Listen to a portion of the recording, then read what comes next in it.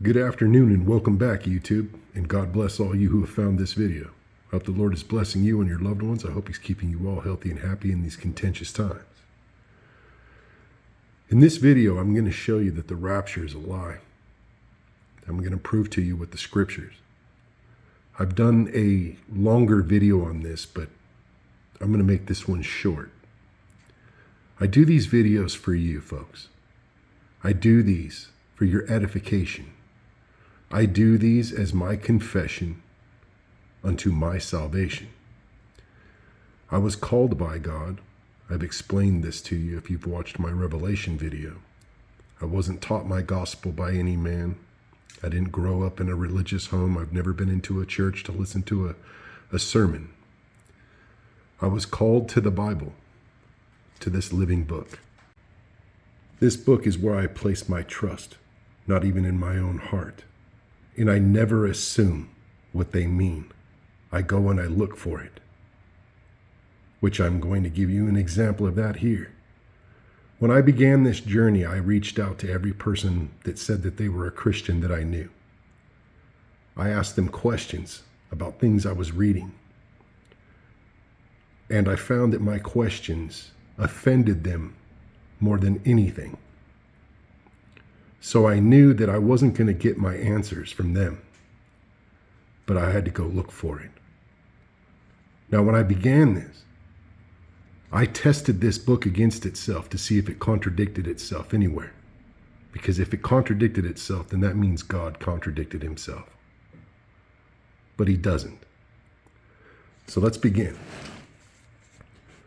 Paul writes, "We do not want you to be uninformed, brethren, about those who are asleep, they're dead, that you may not grieve as do the rest, who have no hope.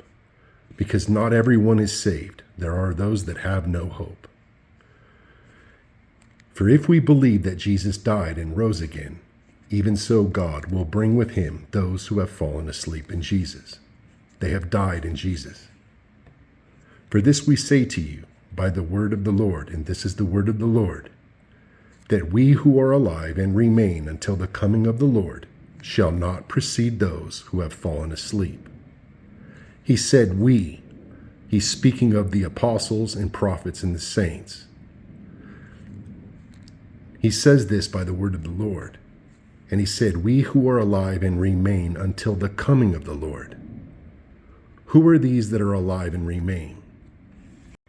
If you turn to Matthew chapter 27, verse 51, when Jesus was crucified, it said, "Behold, the veil of the temple was torn in two from top to bottom, and the earth shook, and the rocks were split, and the tombs were opened, and many bodies of the saints who had fallen asleep were raised. And coming out of the tombs after Jesus' resurrection, they entered the holy city and appeared to many." These saints are here today. They are alive and they remain until the coming of the Lord. But when does the Lord return? Well, he tells us. If you turn to Matthew chapter 24, verse 29, Jesus himself said, "Immediately after the tribulation of those days, the sun will be darkened, and the moon will not give off its light, and the stars will fall from the sky, and the powers of the heavens will be shaken. And then the sign of the Son of Man will appear in the sky. And then all the tribes of the earth will mourn, and they will see the Son of Man coming on the clouds of the sky with power and great glory. And he will send forth his angels with a great trumpet, and they will gather together his elect from the four winds, from one end of the sky to the other." So he said, immediately after the tribulation of those days, that's when he will appear in the sky. And that's when he will send forth his angels with a great trumpet to gather his elect, those who are alive and remain. Now, the last two living prophets are the two witnesses in Revelation, who are also due to be killed. Let me show you another verse. Revelation chapter 6, verse 9. The fifth seal. When he broke the fifth seal, I saw underneath the altar the souls of those who had been slain. They had been killed because of the word of God and because of the testimony which they had maintained. The testimony of Jesus, which is the spirit of prophecy. And they cried out with a loud voice, saying, How long, O Lord, holy and true, wilt thou refrain from judging and avenging our blood on those who dwell on the earth? And there was given to each of them a white robe, and they were told that they should rest for a little while longer until the number of their fellow servants and their brethren, who were to be killed even as they had been. This must be fulfilled. They must be killed as these had been, so that they can come to life and reign. Now, if you turn to Revelation chapter 20 and you go to verse 4, it says, I saw thrones, and they sat upon them, and judgment was given to them. And I saw the souls of those who had been beheaded because of the testimony of Jesus and because of the word of God. And those who had not worshipped the beast or his image, and they had not received the mark upon their forehead or upon their hand.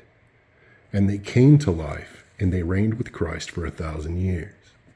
They were beheaded, they were killed. They died in Jesus. If we suffer, we will reign with him.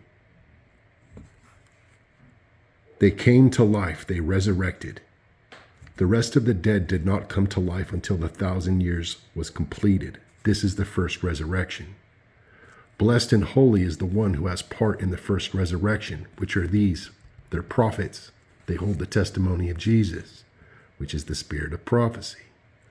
Over these, the second death has no power, but they will be priests of God and of Christ and will reign with him for 1,000 years. These individuals are immortal. They will never die again. But during this 1,000-year reign, there will be more people who are born to repopulate the world up to the point of the second resurrection. But these are those who will receive thrones. Jesus told the 12 apostles, You who have followed me will receive 12 thrones with 12 crowns, and they'll judge the 12 tribes of Israel. They're prophets. Now, let's go to 1 Corinthians chapter 15, verse 51. And Paul writes, Behold, I tell you a mystery. We shall not all sleep, which means we shall not all remain in the graves, but we shall be changed. In a moment, in the twinkling of an eye, at the last trump, after the tribulation, for the trumpet will sound, and the dead will be raised imperishable, and we shall be changed. This is their resurrection. It begins with the household of God, his prophets, apostles, and his saints. In a moment, in the twinkling of an eye, at the last trump, Jesus will call them up out of their graves, and they will be changed in the twinkling of an eye. This is the mystery, folks. It's all right here in the scriptures. But it takes the spirit of prophecy to show it to you. As Paul said, a prophet edifies for the church. They provide you with edification. These men don't receive glory from man. This is the mystery. Those who will come to life and reign with Christ for 1,000 years. The rest of the dead will sleep through this and won't come to life for judgment until it is complete.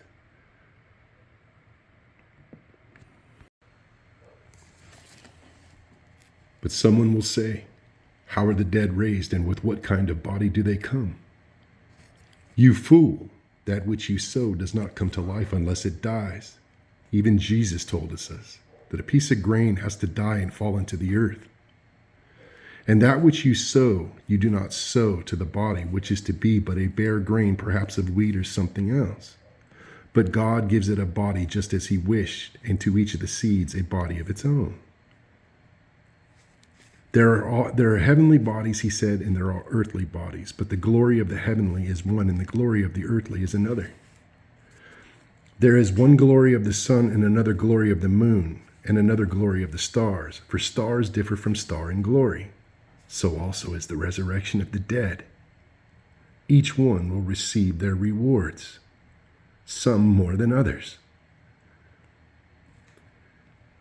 Anyone that is teaching that there's a rapture, that you're just going to escape death and be beamed up, is lying to you.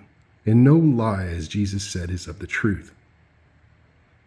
Our foundation has to be built upon the apostles and prophets. If it's not, then it's crooked. And if they're telling one lie, that means their entire faith is wrong.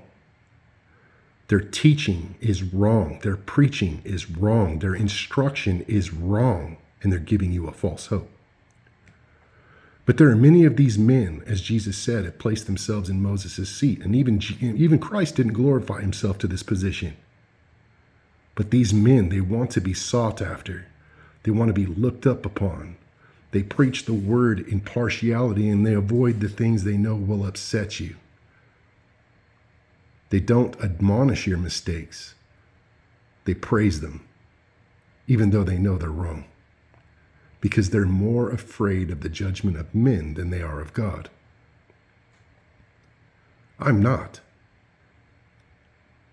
That's why he shows me these things, because I'm not doing this by selfish ambition.